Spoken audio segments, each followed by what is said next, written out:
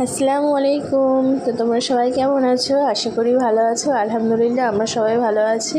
তো মিষ্টি ভাষা চ্যানেলে তোমাদের সবাইকে স্বাগত। তো তোমরা অনেক দিন পরে আমার একটা ব্লগ আমি আপলোড করছি, তা তোমরা দেখবে।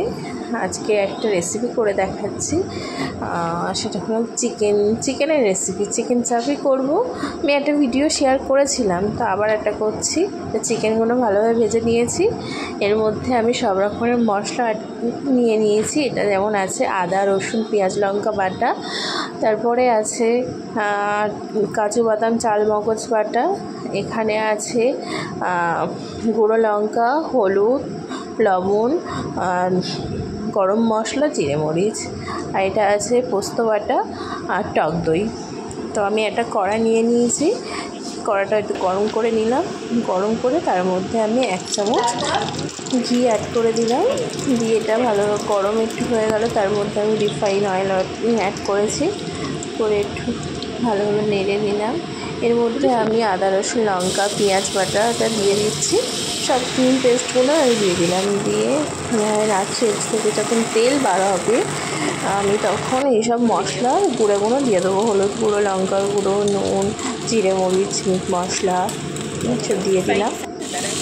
দিয়ে আমি এটাকে ভালোভাবে নাড়িয়ে নেব।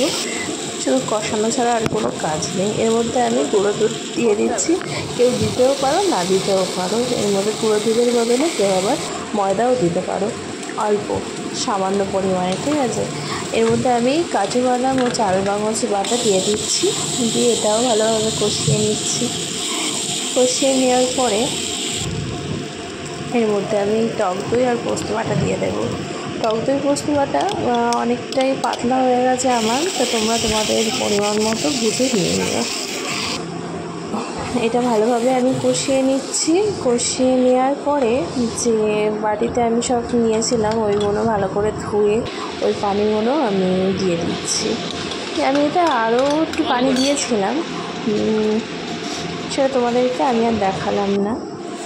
এই যে আমাদের মশলাটা সব কিছু ফুটছে, এর মধ্যে আমি সব চিকেন যে ভাজাগুলো ছিল সেগুলো আমি দিয়ে দিচ্ছি।